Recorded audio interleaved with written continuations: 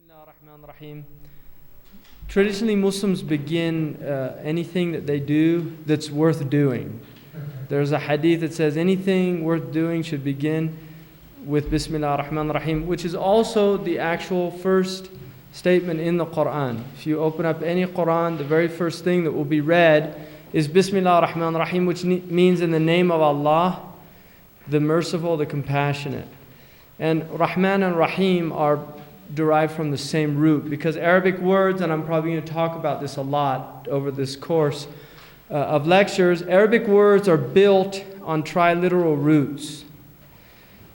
The Semitic languages are root-based languages. So Hebrew has the same phenomenon. You're dealing with a language in which a semantic field or a constellation of meanings emerges out of primitive root structures, which are based on 3 letters generally, sometimes 4.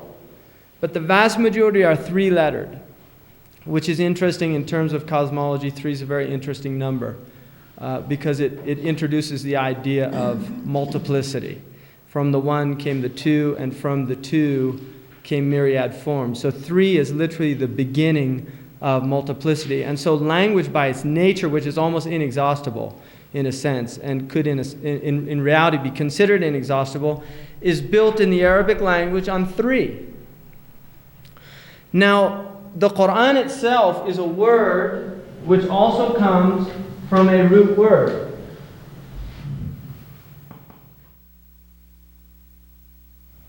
And there's some differences about it, but generally, in English it's written like this, and now becoming more popular like this.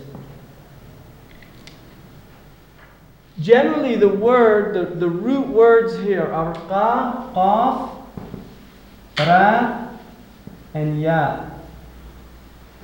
And these are 3 Arabic letters. Qaf is really a letter that probably we don't have an equivalent. It's done in using something in your throat by squeezing the upper portion of your throat together and ejecting this sound qa. Qa. So it almost sounds like a crow. But the second ra is similar to our letter R, ra, and then ya. At its root meaning, you get the word for city, which is interesting because it brings in the idea of civilization. And traditionally, civilizations are built on books. The vast majority of human civilizations, you will find that there is fundamentally a book at the core of the civilization. For the Greek civilization, it would probably be Homer. And in other words, we can't really imagine a Greek civilization without Homer, given what we know about the Greeks. Plato is dependent on Homer. The playwrights are dependent on Homer. For the Hebrew people, it was certainly the Torah, or their Bible. And this will become the foundational book for the Western peoples, the European peoples. The Bible really becomes a foundational book, first in Greek and then in Latin, and ultimately for the English-speaking people, the King James Bible. For the Arabs, interestingly enough, there is no book in the Arabic language until the Qur'an. There's literally no book. They're an ancient people, and yet there is no book in the Arabic language until the Qur'an. Prior to that, the closest thing that you could consider literary was poetry that was done orally. And there were 7 odes that were quite popular that were hung in the Kaaba, in the house in Mecca, and were honored by the Arabs, the pre-Islamic Arabs, as being the quintessence of eloquence and of the Arabic art form of poetry. So when the Qur'an comes to these people, this is a radical departure from any previous concepts within the culture of knowledge and the transmission of knowledge. The other root that you're going to find in here is the word to recite. Qara'a. And qara'a in the Arabic language means two things. It means to read and it means to recite. So it has an oral and it has a written quality to it. Now, interestingly enough, if you look there's a really wonderful book which I recommend, particularly all of you, since you're teachers, if you haven't read it, it's really worth reading, which is called A is for Ox by Barry Sanders. And this book is talking about the fact that orality is the substratum of literacy.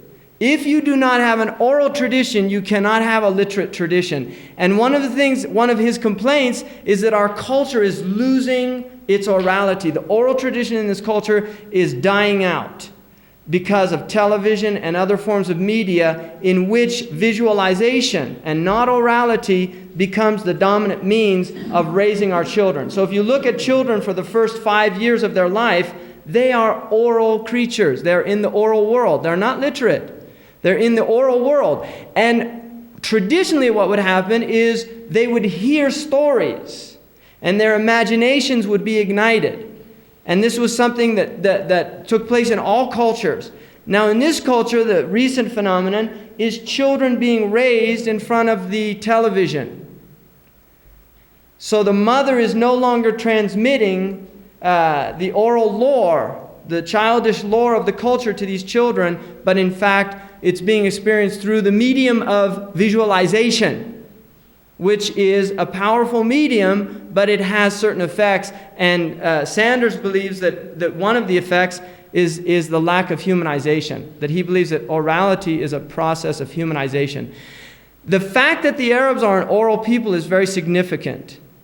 They're an oral people, and the Qur'an is a Qur'an before it's a book.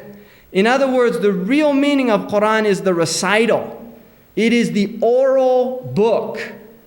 And the next word that the Qur'an is identified as is kitab, which means book.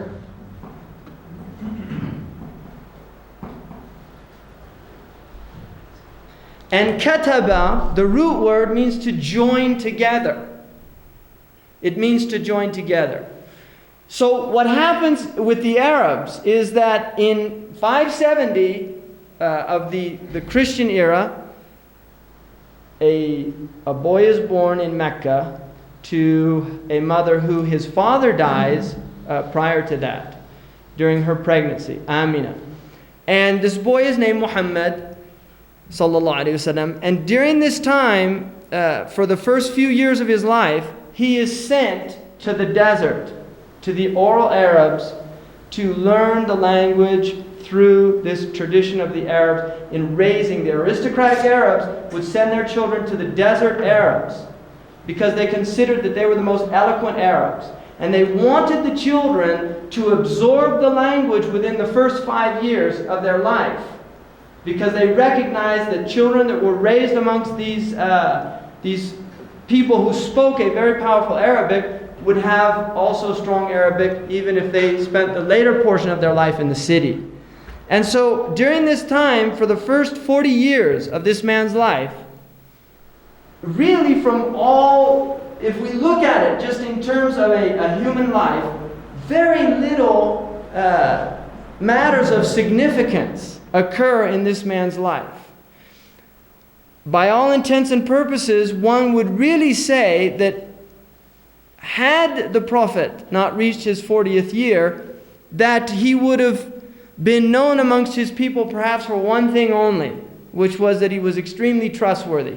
He was a very quiet person. He did not speak much. He did not quote poetry. He was not a poet. He was not known to engage in discourse with the people. He was a contemplative person. He liked to go off and reflect on his own. He was known to be extremely kind to poor people, to orphans. This is all mentioned in the tradition. Other than that, he had no aspirations of being a leader within his people, as some people would. He was from an aristocratic clan, but he happened to be from a sub-grouping within that clan that was on bad times, Bani Hashim. Now, just prior to his 40th lunar year, because the Muslims, when they talk about years, they're talking about lunar years, which is about 11 days short of a solar year each year. So his 40th lunar year would probably be about 39 years of age in terms of solar, little less probably. At the age just before his 40th birthday, he began to see some dreams in the tradition, but he would go off to a mountain just outside of Mecca, which is called Jabal an-Nur, the mountain of light. And during that time, the word that was used to describe what he was doing was tahannuth. And in Arabic, hinth is polytheism. Tahannuth means to avoid polytheism, to avoid idols. So he was going out to this place and he would meditate in this cave. And we really don't have a description of the actual practices that he was doing. But there was a tradition amongst the Arabs called the Hunafa or the Hanif. And these were people who were inclined towards a type of monotheism. They did not worship the idols. They did not believe in the idols. But they did not necessarily speak out against the idols of the Jahili Arabs or the Arabs prior to the Prophet Muhammad's mission. So he would go to this cave, and in the 40th year, in the month of Ramadan, he had an experience. Now there are many ways to look at this experience, and Western Orientalists generally said wretched things about the Prophet. If you read early traditional literature coming out of Europe, just really not very nice things. They've become a lot nicer recently. Since oil was discovered in the Arabian Peninsula, there needs to be diplomacy when we talk about people's beliefs and traditions, when you have interests involved there. So Orientalists have definitely become, and that's a cynical way of looking at it. I think maybe there's been some growth as well within the academic community. And certainly the impetus for attacking Islam prior to that was often based on an almost evangelical type of Christianity that existed, particularly within the Protestants in England, the Anglican Church and others, who really felt it their duty to Christianize the world. There was a very strong ideal that we should civilize the world, and certainly the Arabs need it just like anybody else. And then you have a long history within the Western tradition of just a type of antagonism between the Islamic forces, because they were world power for centuries, and the Christian forces in Europe. I mean, that tension really, they were coexisting with a lot of tension, with few exceptions in different places, like periods of time in Sicily, for instance, during the time of King Roger of Sicily, where there was a lot of interpenetration going on between the Arabs and the Christians.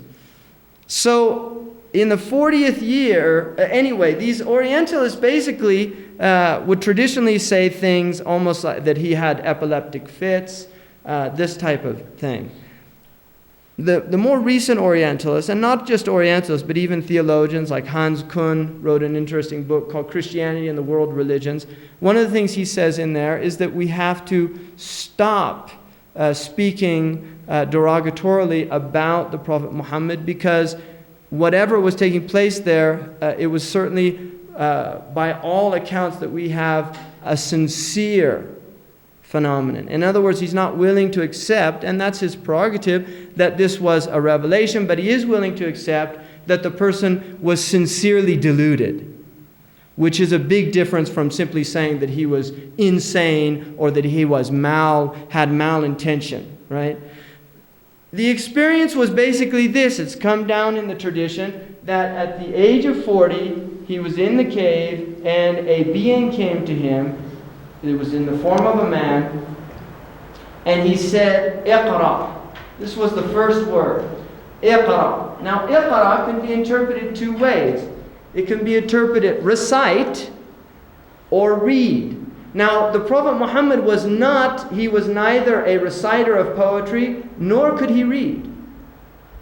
And he said at that point, he said, Ma ana biqari. I don't know how to recite, or I don't know how to read. It could be interpreted both ways. Generally, it's interpreted that he did not know how to read. Iqra a second time, Iqra a third time, and then in the tradition it says that he was actually squeezed until he thought that his sides would burst. And then he said, Iqra bismi rabbika alladhi khalaq. خلق الإنسان من علق اقرأ وربك الأكرم الذي علم بالقلم علم الإنسان ما لم يعلم. And this is the beginning of this phenomenon that will take place for the next 23 years of his life before he dies. The revelation said, read in the name of your Lord, who created the human being from a clinging tissue. Read in the name of your Lord, the most generous, who taught the human being with the pen and taught the human being that which he did not know. That's not a very eloquent translation, but I'm just doing that directly from the Arabic, and I'm sure the text will have a better interpretation there. At this point, the Prophet was concerned. He did not know what was happening to him. He went down to his wife and explained to her what happened. His wife comforted him, Khadija al-Kubra. She said to him, she was an older woman, and her uncle had been an Arab who converted to Christianity. She was familiar with Revelation. She said, you are a good person. You take care of the orphan. You take care of the widows. You take care of the needy, and I don't think something bad would happen to you like this. Because he thought that this might be like some kind of evil spirit or something. I mean, he did feel that. They go, she takes him to her uncle Waraqa bin Nawfal, who had some knowledge of previous books. And he says a very interesting thing. He said, this is the namus. Now, for people that know Greek, namus comes from nomos. Right? And nomos means the law. So in other words, he was saying, this is namus that came to Musa. In other words, you are being given a revelation. That's what this is. And he told him, your people, when they find this out, will become your enemies and drive you from this city. And he said, would they do that? Because he had never done anything wrong to them before that.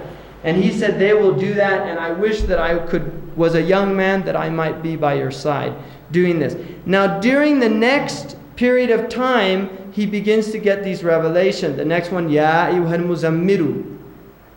Oh, you wrapped, because he used to wrap himself when he would meditate, wrapped in a cloak. And these revelations begin to come with a regularity. Now, the Prophet Muhammad, in a description, sallallahu alaihi wasallam, he said that sometime the revelation came like a bell, like the ringing of a bell. In other words, it began as a vibration, and then it would move into to letters, and then into the actual words. And it's interesting because when you hear, for instance, there's a group of letters that many of the chapters of the Qur'an begin with. 19 chapters in the Qur'an begin with these letters. They're called muqatta'at. And if you hear them recited, they أعوذ بالله من الشيطان الرجيم بسم الله الرحمن الرحيم ألف لام ميم. Now you can hear the vibratory force there.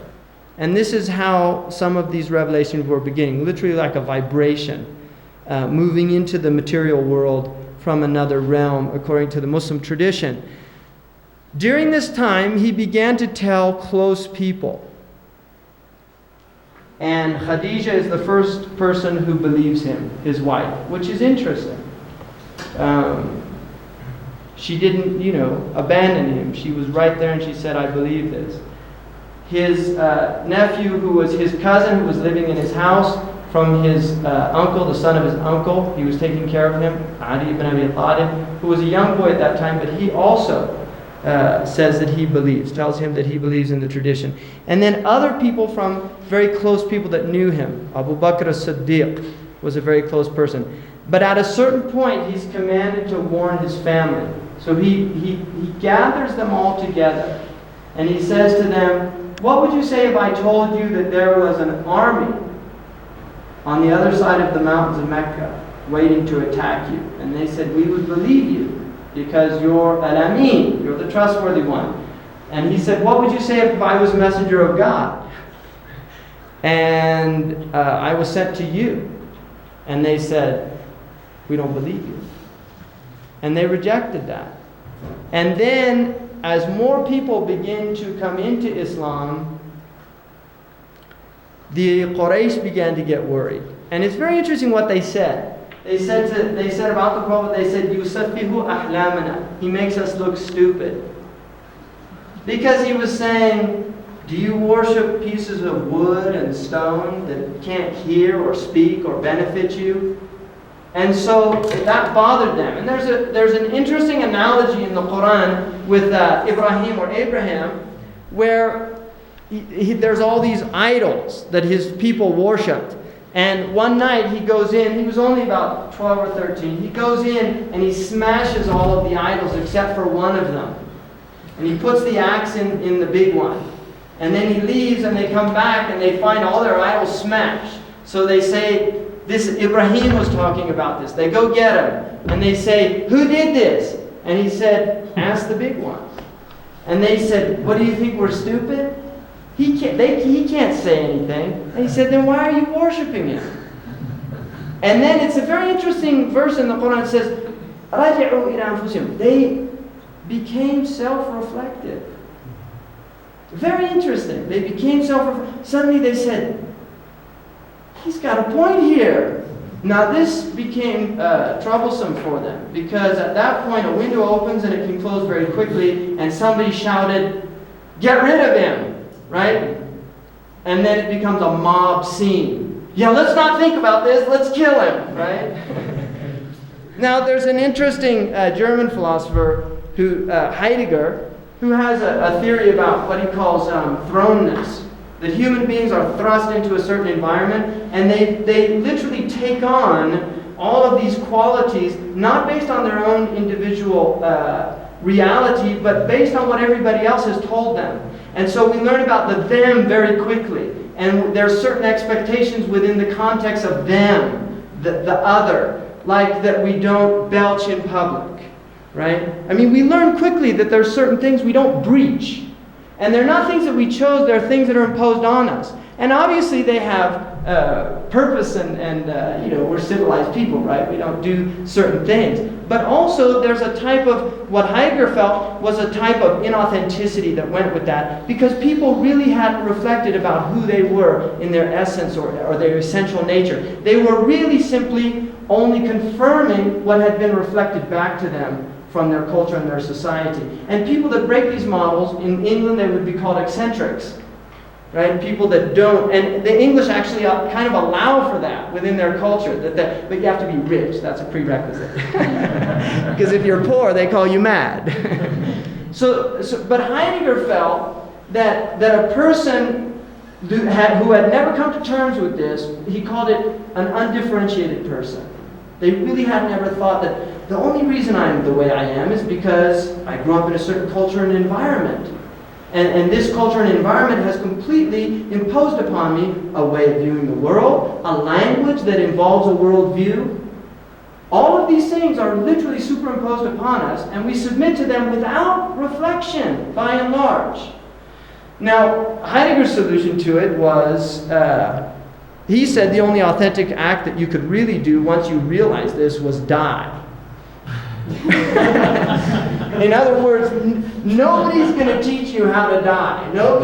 You will do that very authentically. So he said you become a being unto death. But for the Muslim, and I really think that the Qur'an really did this to these people, it forced them to look at what Heidegger would call their thrownness. In other words, why are we worshiping these idols? Why are we burying our baby girls alive?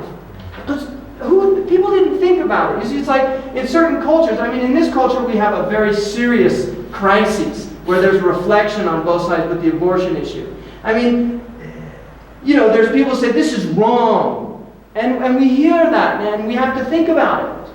Whereas in that culture, nobody was there saying it was wrong. They were saying it was perfectly acceptable. Now here comes a man who starts saying, this is wrong. That's a very strong thing for a people who have not given a lot of reflection to themselves or their cultures. So the Qur'an begins to literally question things very deeply. And the first period, which is 13 years, is called the Meccan period. Now during the Meccan period, the dominant themes within the Qur'an are primarily what in Arabic is called tawheed. Now, tawheed is sometimes translated as monotheism, which is, I don't like that translation. The actual word in Arabic means to make one. If you translated it quite literally, it would be the making of one. But the word means, from a Quranic perspective, is worshiping Allah or God with absolutely no association in that worship. Nothing is associated in that worship with God. Nothing whatsoever. And this is, if you want one word that will give you the theme of Qur'an, it's this word. And this is why the Muslims have, in the Western comparative religious tradition, they have been called radical monotheists. More so than the Jewish tradition and more so than the Christian tradition. The Muslims are considered radical monotheists. One, there's absolutely no anthropomorphism in Islam. There is no association of God with creation. And probably one of the most definitive verses in the Qur'an about the nature of Tawheed is لَيْسَ كَمِثْلِهِ شَيْءٍ. There is no thing like God. The early community said, whatever occurs to your intellect, God is other than that. The companion of the Prophet, Abu Bakr, the Siddiq, the second Khalifa, or the first Khalifa after the Messenger, said, your inability to comprehend God is your comprehension of God. Your inability to comprehend God is your comprehension of God. That is the essence of Tawheed. Now, here's where we get in a problem. We say, if God is unknowable, then how do we know God? Right? Now, it's interesting because within the Christian tradition, the first person to really deal with this issue, I mean, there's probably Tertullian, you might have some inklings of it, but the first person really to deal with this issue is probably Kierkegaard, who's a very interesting philosopher. Because Kierkegaard recognizes suddenly that the knowability of God, there's definitely a problem there. Now, the way the Christians have tended to deal with that is through Christ. Christ becomes the object of God's knowability. That God becomes man so that man can understand God. Right? I mean, this is an element within Christian theology. For the Muslim, the knowability of God is through the creation itself. And this is why much of the Qur'an is focused on telling people to explore the creation itself. Because the creation is seen as a theater of manifestation, of divine manifestation. That God is not entering in, is not incorporated, is not becoming, he is not becoming, embodying himself into the creation, like incarnation is becoming the flesh. And likewise, what Montgomery Watt would like to suggest is that somehow God has imbibliated himself. Nice, fancy PhD word. That God became book, right? Which is not true. The Muslims do not look at that, even though they do believe that the Qur'an is an attribute of God. That this Qur'an that we have here, we do not say that this is God's, God on earth or something like that. No. Although we do believe that the Qur'an is the speech of God, and we believe it's the uncreated speech of God. In the eternal meanings that move into the vehicle of language, the intentions of God. That is the speech of God. So Tawheed is a very important theme. The next idea is the idea of Akhirah. And Akhirah means what comes after. It means the end. The hereafter. The interesting thing about the Arabs is the Arabs did not believe in a hereafter. Many traditions have a hereafter. The Arabs did not believe in a hereafter. They thought, this is it. When you die, it's over. And they said, if we're bones and dust, will we be brought back to life?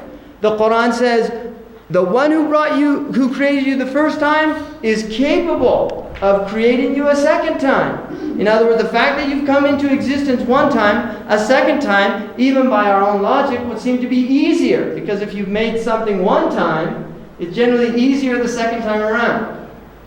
Right? So there's the logic behind that. So the Arabs denied this idea of akhirah, or the next world. Now the next world in the Qur'an is quite descriptive. And traditionally the Europeans often had a difficult time with it because there are aspects of it that are quite sensual. Right? The idea of gardens under which rivers flow, of fruits, of maidens and beautiful youth, and these type of things. So this idea of an akhirah is being introduced into the Arabian culture. Now they obviously had they're meeting the Christians and the Jews on their caravan routes, and they're hearing about these things, but they really had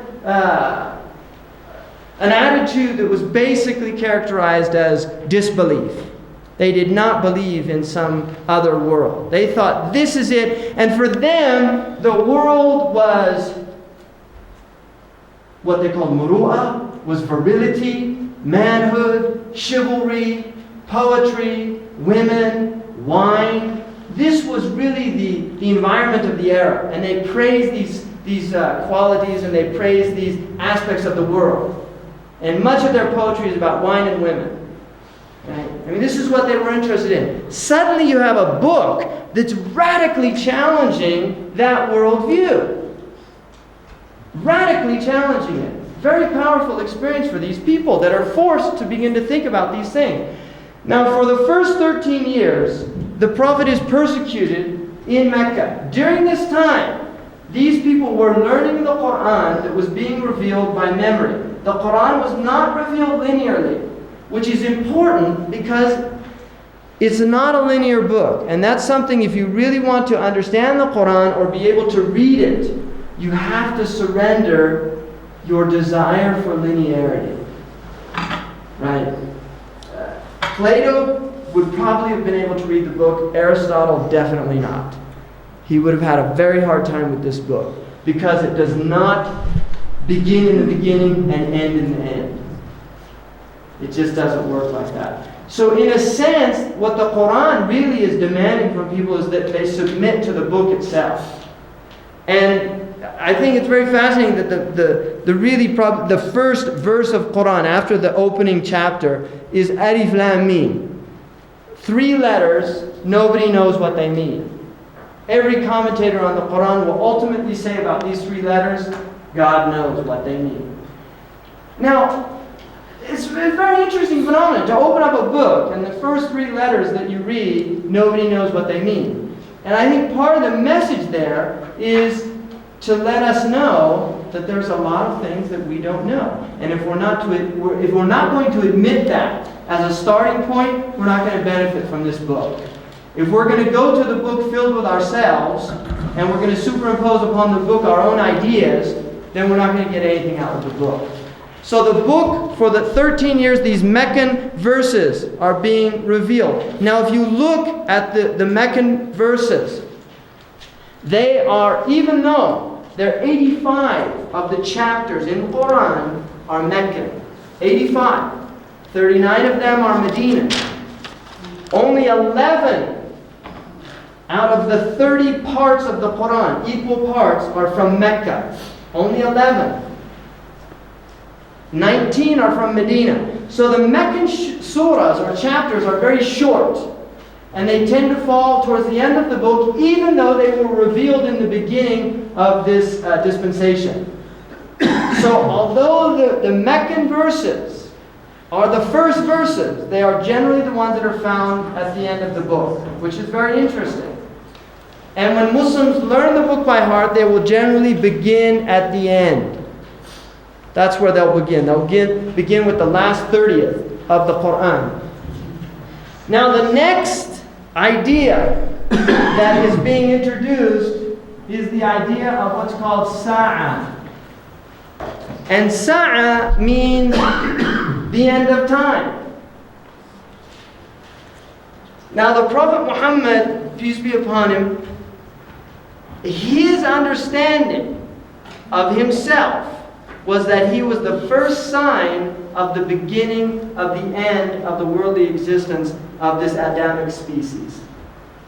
He actually viewed himself as the first sign. In other words, all traditions that were based on revelation, according to the Islamic tradition, were basically indicating that the human experience will come to an end.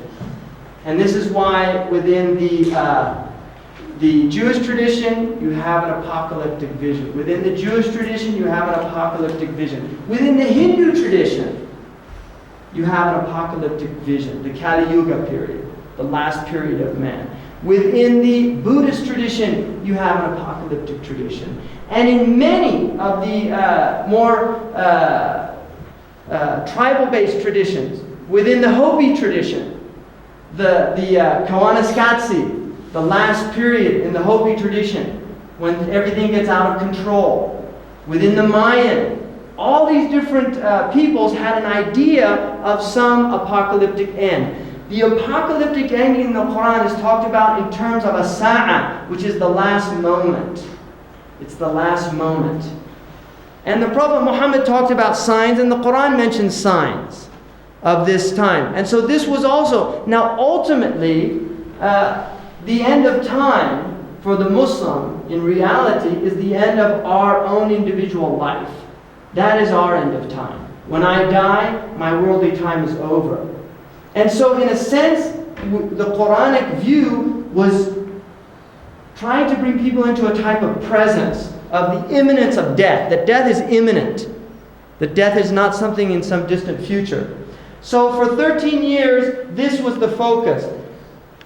After 13 years, the Qur'an is basically being memorized. And if you've lived with oral peoples, people that really still maintain these traditions, and I know Dr. Suleiman Yang, who's from Africa, and knows in the West African oral tradition, there are peoples that will recite epic poems of tribes. If they don't recite them exactly as they learn them, then they literally lose their job. They can't be a storyteller.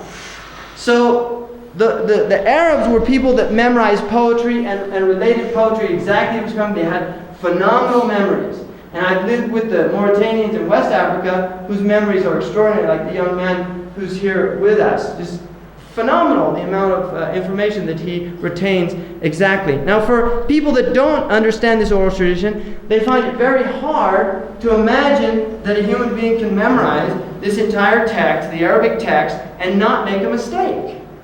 Now I can bring that young man here, and I can read the Qur'an, and I can purposely leave out a verse, and he'll correct me immediately. Now the other thing that's interesting about the Qur'an is for people who memorize it, and even parts of it, will quickly learn that the Qur'an is a self-correcting book because it has a very unusual rhythm that if you find a verse moves out of sync, suddenly you're aware, I've said something wrong. And I'll give you an example. Last week, I read the Subh prayer, and it was a rather long surah that I read.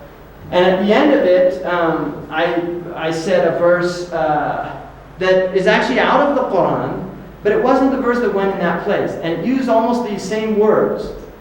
And that morning, probably for the next half hour, something was bothering me, and then I realized what it was. I said the verse wrong. And I corrected myself. Nobody corrected me in the prayer, but I corrected myself. And it's very interesting when you memorize the Quran, because I've tried to memorize a lot of things. Like, I used to memorize some poetry. I went to prep school, and you had to memorize poems and memorize like some piece of Shakespeare and things like that. The really interesting thing about it is that the Quran, one, is facilitated. It's very easy to memorize. It's not hard to memorize for many, many people. And the other thing is, it's actually quite difficult to forget it if you will recite it within reasonable time limits. Repeat it every once in a while. It's very difficult to forget. But the Hafid, or the one who preserves the Quran, is somebody who has memorized it by rote. It usually takes about, in the Indian subcontinent, they'll do it between 1.5 to 2.5 years. In Mauritania, they have more rigorous standards because they have other things to learn than just rote memorization. They usually take about 4 years. doing it. And they do it when they're children. The Arabs, they say memorization in youth is like carving in stone. And memorization in old age is like painting on water. And one of the scholars, they said it's not that the memory's gone. It's that we've got too many worries when we get older. Children, they don't have to worry, so it all just sticks there. Whereas you get older, you're thinking about a lot of other things. But it's still phenomenal what we memorize. So during these 13 years, the Qur'an is being memorized this way. It's also being written by the few people who know how to write it. Because most of the Arabs were illiterate. And the Prophet Muhammad said in a sound transmission, he said, we are an illiterate people. We don't read and we don't calculate.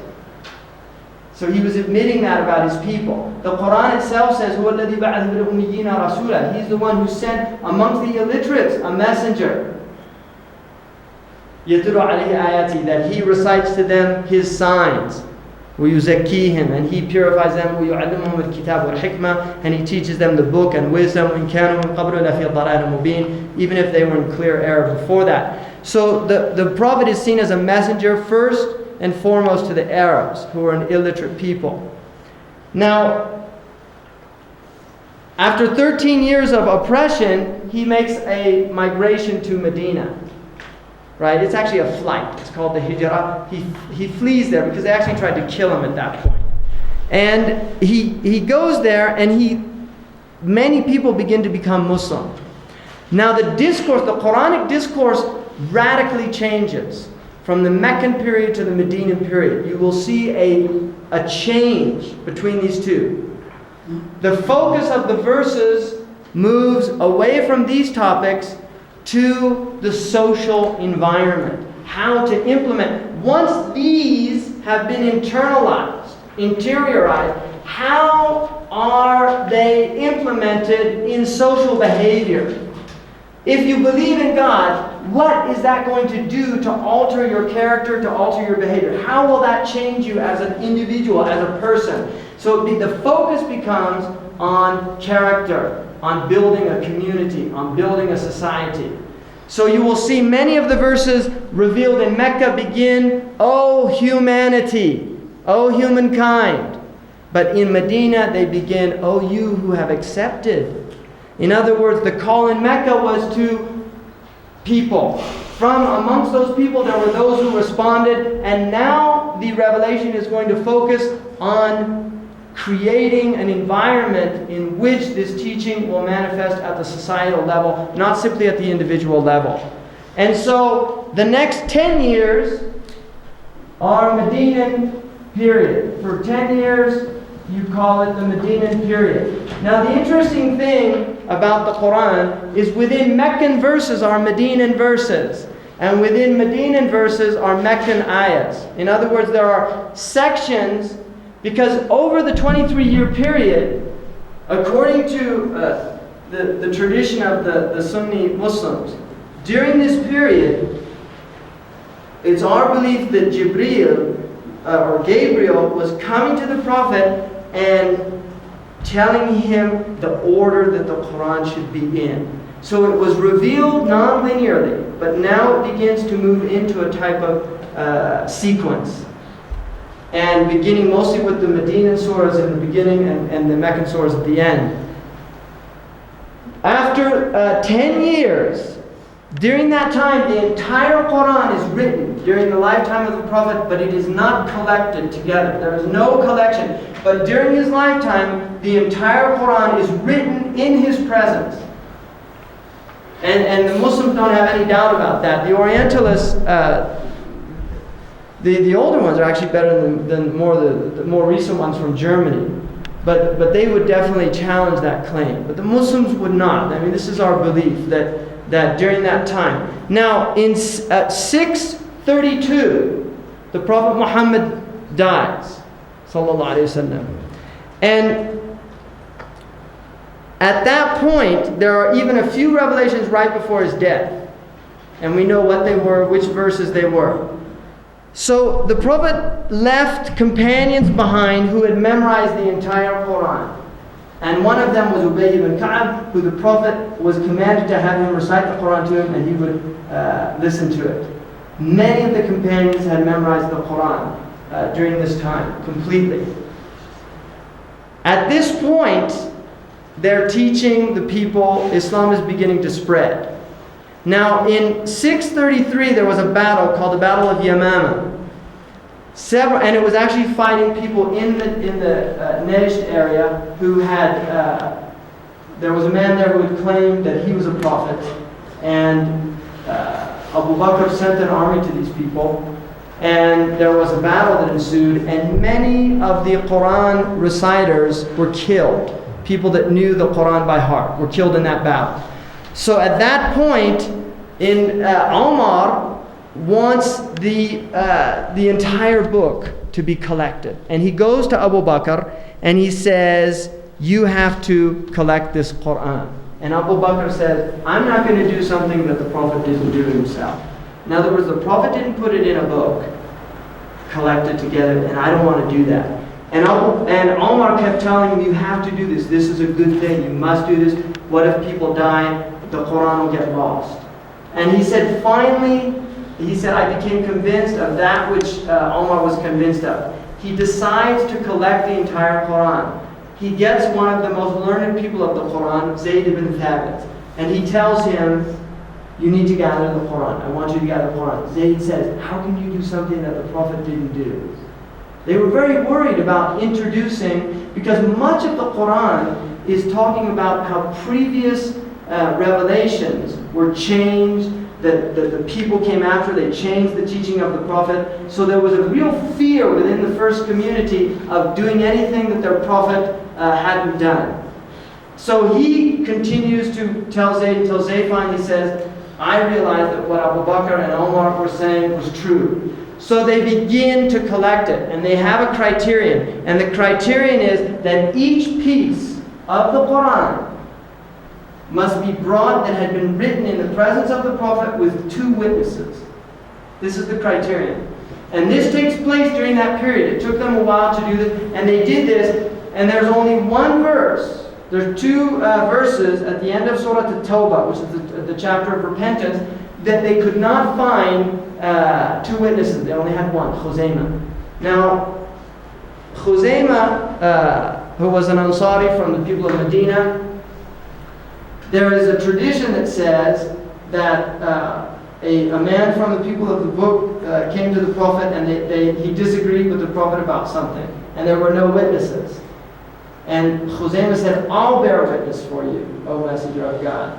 And the Prophet looked at him and he said, were you there that you should believe me? And he said, we believe a revelation comes to you from God.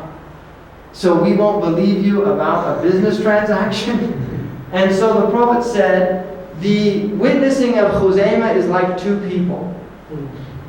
And so Khuzaymah's, those 2 verses, which were known by other companions, but it was the written in the presence of 2 witnesses that they wanted. They were accepted as part, and this was made into one mushaf, and which literally comes from sahifa, which is tablets. And it was done, generally they used papyri and gazelle, skin, leather, things like that. Prior to that, they'd been using palm risps, and they were using the shoulder blades from camels that are quite large to write verses and things like this with soot. They would use a type of ink. And this is how they were writing the Quran. They put the entire Quran, and it was kept, Omar kept it, and then it was given to Hafsa. Now during the time of Uthman, who is the 3rd caliph, there is a campaign in Azerbaijan. And during this time, there began to be some differences amongst the Muslims about the recitation of Quran. Because one of the things about the Quran is that it was being written, there was no standardized writing. So the Quran was literally being written, for instance, like this. There were no dots. These are called diacritical marks. There were no diacritical marks. There were no vowelings. And so the book is like this. So you don't know if this is kataba or if it's kitabun. Now, because of this reason, there were many people who memorized it and knew what it was, but there were other people that were beginning to learn it with the sheets and beginning to differ. So Uthman wanted to standardize the writing of the Qur'an. And this is done 658. The Prophet ﷺ dies in 632. So Uthman begins to set out and standardize the Qur'an. And again, Zayd and 3 companions prepare, they go back to this mushaf of Hafsa, and they prepare the Qur'an according to Uthman's recommendations. And one of them was, if you differ about anything, then take the language of the Quraysh. Because there were different ways of pronouncing words. For instance, the Quraysh say mu'min, and the Bani Tamim said mu'min, like that. It's a difference. So there are different ways. The Quraysh said وَالضُّحَى وَاللَّيْلِ إِذَا سَجَى, and other tribes said وَالضُّحَى وَاللَّيْلِ إِذَا سَجَى. So you got differences of pronunciation. So Uthman has this project carried through and then sends copies, identical copies, to the various centers of the Muslims and the governors, and demands, as the head of the Muslim government, that all of the Qur'ans be burnt, except these that were based on this writing. Now this is very early, because, I mean, if you look within the Jewish tradition, the Bible, the Old Testament is really, it's gathered over about 900 years, basically, I mean, according to modern scholarship. And you have there's 4 dominant versions, like the Yahweh, the Elohim, the Sacerdotal, and you'll get some big differences. Within the Christian tradition also, the final codification is already 325 when there's an agreement on the 4 Gospels at the Council of Nicaea. The companions of the Prophet himself were the ones that gathered and did this, and they were people who memorized the entire Quran from the Prophet based on this oral tradition. So the Quran itself, and this is really important to understand, the written Quran is not the primary source in which the Quran is protected. It is protected through oral transmission. This is used, 1, for people who don't memorize the Quran, and 2, as a crutch for people who memorize it to go back and be reminded if their teacher isn't there or somebody else who isn't a hafiz. But I guarantee you, when they finish a printing of Quran, they send it to people who memorize the Quran orally to check it. They don't check it against other Qurans. They send it to several huffaz, or the people who memorize the Quran, and they will look at it. Imam al-Qurtubi tells a very interesting story in his tafsir, in his commentary on the Quran, under the words when the Quran says, "Inna nahnu nazzalna dhikra wa inna lahu lahafidhun." We have revealed this reminder, and we have taken it upon ourselves, meaning God. It's like a royal we in Arabic. And we have taken it upon ourselves to protect it. Imam al-Qurtubi says that there was a Jewish man who wanted to find out from the 3 traditions about their books. And so he took a Torah and he copied the entire Torah in Hebrew. And he put mistakes in it specifically. He went to a rabbi and he gave him the Torah and he asked him to read the entire Torah and tell him if it was a good addition. When he came back, the man said it was an excellent addition, even though he knew there were mistakes in it. When he went to the Christian, he did the same thing with the Gospels. And the Christian also said that it was an excellent edition of the Gospels. He did the same thing for the Quran, and he went to a Muslim scholar and asked him to read it, and he had his mistakes in there, and the Muslim scholar told him when he came back, you have to burn this because there's mistakes in it. Now, if this is like an apocryphal story or a hagiographical, I don't know, it's historical validity, but I think the point is very well made. that the Muslims really do view the Qur'an, and rightly and justifiably so, as a book that is preserved since this early time. Now, in terms of what exists today, the Qur'an, we definitely, without any doubt, by even the consensus of Orientalists, have several parts of the Qur'an from early 1st century Islam. There would be some debate amongst Orientalists whether there is actually an edition of the Qur'an that goes back to this original Uthmani edition. The Muslims would say that there are 2, possibly 4. There's a copy now which is called the Samarkand copy, or Samarkand, which used to be southern Russia, which is now in Tashkent. And it is definitely a 1st century, but is it one of the original Uthmani? The Muslims believe it is. And there is also one in Egypt that definitely goes back to the year 68 after Hijrah. Without a doubt, it's on gazelle leather, which lasts an incredibly long time. And then you also have an edition which is in Najaf in Iraq, which is says at the end of it, and it's written in an authenticated Kufic script from that first period. It says at the end that this was written by Ali, the 4th Caliph. So we believe that we do have original text from this first period. But even if we didn't, there's no doubt in a Muslim scholar's mind, and the vast majority of Orientalists that have really examined the situation, like R.A. Nicholson in his book called The Literary History of the Arabs. He was a Cambridge scholar, teacher of A.J. Arbery, who translated the Qur'an or interpreted it into English. Nicholson says there's really no doubt about the authenticity, the historical authenticity of the Qur'an. Now, this is not somebody who believes in the revelation, but he is accepting that the book is intact in terms of its historical authenticity.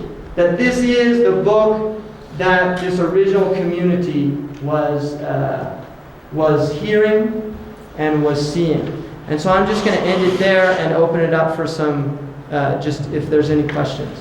Mm-hmm. Yeah, we read today in the introduction, and you made reference to it too, about the use of we when God is speaking.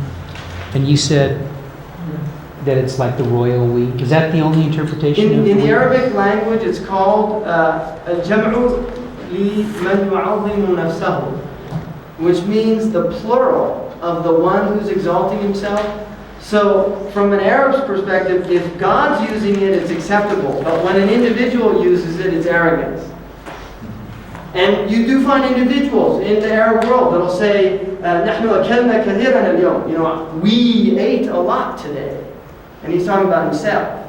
And it's actually, it's considered bad manners. But this is the way it's understood. Absolutely, it's never seen as indicating more than one God, or absolutely not. Well, I didn't mean to imply that.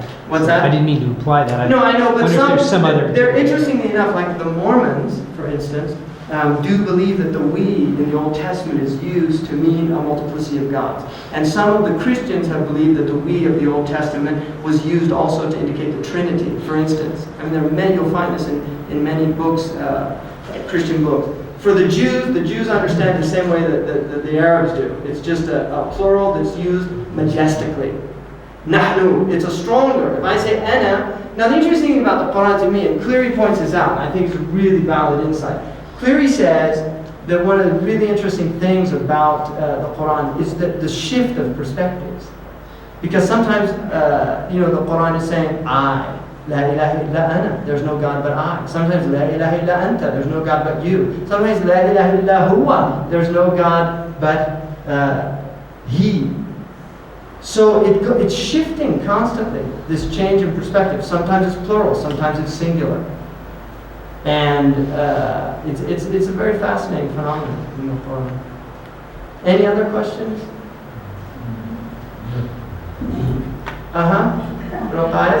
Because we have this business in England about polypec and Azal Nadir, and I understood that some of the leaders of the Tashkent Quran were pinched by his wife. Well, they ended up in their possession. Do you know anything about that? Yeah, no, they say that a few of the leaves were stolen. And they also say, interestingly enough, in the Treaty of Versailles, I think it's like in the 246, the Article 246, one of the conditions of surrender to the Germans was that they would return the Uthmani copy of the Qur'an that was in their trust from the Ottomans. And that's a text that apparently just disappeared. One of them was destroyed in a fire in Syria, I think in 1898. So, but I have heard that. And some of them showed up in Sotheby's. Yes, it's the same. Yeah, some of them showed up for sale at Sotheby's. Caused quite a scandal. When heaven is described as there being maidens and beautiful attendant youths, is this to be taken literally? Yes and no. Well, if it's Now, don't you no, teach that's- philosophy? Pardon me? Are you a teacher of philosophy? Yeah, that's good. Okay. So, because philosophers generally can deal with a yes/no answer. There's a type of paradox here. On the one hand, we don't say that it doesn't not mean that. On the other hand, we certainly don't say that it means like we understand here. Right? The paradise, according to the Muslims, it says the best description of it, according to the Revelation, is "Ma la ayn ra'at," what no eye has seen, and no ear has heard, and has never occurred to the human mind. So there's an idea that we really can't understand what it is, but we know that it is going to be the greatest experience of felicitousness. It's called sa'ada. And one of the 13th century scholars actually said that the sexual pleasure was the highest physical pleasure that God has given the human being. Not the highest mental, because they believe there is higher, but it was the highest. And he actually said that this was to give the human being a taste, just for a moment, of a glimpse of the approximation of the delights of paradise. So the Muslims, I don't think, have ever been like prudish about those types of things. You know, I mean, the Prophet was not a sensualist by any means, and people that say that is a gross disservice to his character, because he was not, and he could certainly have been, and I don't think even had he been, he would not have been vaulted by his people, but he was not. His wives were elderly women; they were widows and orphans, with the exception of one. I have a statement. It's not really a question, but you talked about the Torah and the Gospels being written and they're putting these mistakes in on purpose. There's a tradition among scribes of the Torah, which are always handwritten, to always have a mistake put into the Torah to show men's imperfection. It would be arrogant for a Hebrew scribe to ever try to say, this is perfect. There's only God who creates something perfect. Well, see, that's a really good, I'm glad you brought that up. I'm glad you brought that up. I think that's a really good point. Just a sin of arrogance. Because, see, the Muslims believe that the Qur'an is the divine word of God, and therefore they believe that to put a mistake in it would be of the greatest transgression. In other words, that it is a sacred trust. And in fact, the Qur'an says that we gave this trust, we offered this trust to the heavens, to the earth, and to the mountains, and they refused to bear it, but the human being bore it. Now it's interesting, because according to the Qur'an, the Jews and the Christians said بِمَسْتُحْفِظُوا, that they were given the task themselves of protecting their books, and they fell short. That's what the Quranic version is. But then it says about the Qur'an, because it's the final one, there would be no prophet after the prophet, to clarify that there were mistakes, it says that God alone has taken it upon God, the divine, to protect this book. So the Muslims actually believe that it is divinely protected for that very reason, and I'm really glad you brought up that point, because I think it's a very pertinent point. I just added a postscript to that, because isn't it, when the Arabs do their carpet work, they make a deliberate mistake in it. right? So that's a similar thing. A carpet with a mistake's worth a lot more than a carpet that's made by a machine in Belgium. Anything else? I'm curious, how many people approximately know the entire Quran? I would say it's probably, if not in the hundreds of thousands, I would say it's, it would be hard to estimate. But I'll give you an example. When I was in Mauritania, the tribe that I stayed with, and there's several thousand of them, none of the men do not know the Quran by heart. Every single, it's like a prerequisite for that tribe. The tribe that man's from, they all memorize the Quran. And the women, some of them memorize the entire Quran, most of them memorize at least like a third. So they're really, it's very, you could go, if you go to Mecca, it's very interesting. When you're at Mecca, there's 1 million people there. And I feel sorry for the imam, because he's got a microphone. If he makes a mistake, right? He'll make a mistake. Boom! You just hear voices from all over breaking in and correcting him. From everywhere, really. And it's actually, it's not encouraged to do that. You're supposed to give the imam a break and let him correct himself. But people are so overzealous. It's like a knee-jerk response. They hear a mistake and they, made a mistake, and it's an interesting phenomenon. And at my mosque where I pray, there's about 7 or 8 that are huffaz, which is in America. So that's a small number. But if you go to Pakistan, filled with people that memorize the Quran. West Africa, filled with people. Egypt, filled with people that memorize the Quran. Many in Syria, many women in Syria. There's been a recent phenomenon of women memorizing the Quran in Syria. Many women. Turkey. All over the Muslim world you have, and many of the best Quran reciters are not Arabs. Right? In fact, some of the best are Malaysian women. I'm sorry to bob up again. You keep doing this. But just the practical note, you see, I don't know the Quran by heart. When I'm working on my work, if I need to know something, I ring up a bookshop in London, and I just say to the girl on the desk, can you just have a shout, is there a Hafiz in the shop? And she would say, is anybody here who memorised the entire Quran? And the customer will say, yes, I know. They'll come to the phone and ask. Yeah, it's very common. It really is. It's very common. If you're in a mosque praying, you'll at least have 1 or 2 that memorize the entire Quran, and many that memorize large portions of it. And it is the book that has created literacy in the world. It's if you go to countries where they say that people are illiterate, the vast majority of people traditionally in the Muslim world could read and recite the Quran, and many could understand it, because Arabic was like the lingua franca. It was the Latin of the Muslim world. It's a sacerdotal language.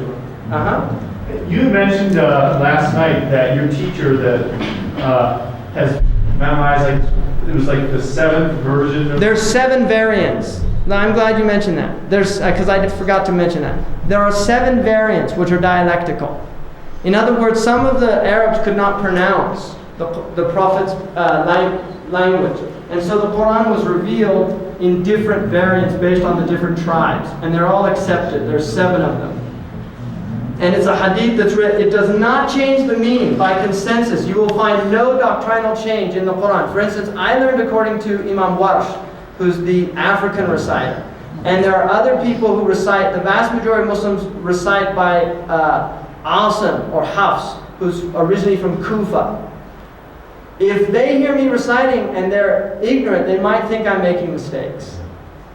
You see, they might think, but if they're educated, they'll know right away he's reading a sound variant. So, just to give you an example, if I said in Surah Al-Fatiha, I would say, Bismillah ar-Rahman ar-Rahim, Alhamdulillahi Rabbil Alameen, ar-Rahman ar-Rahim, Maliki Yawmiddin, in Warsh. In Hafs, Maliki Yawmiddin. Now, Maliki means the possessor of the Day of Judgment. Maliki means the king. So the meaning is not changed. They're both.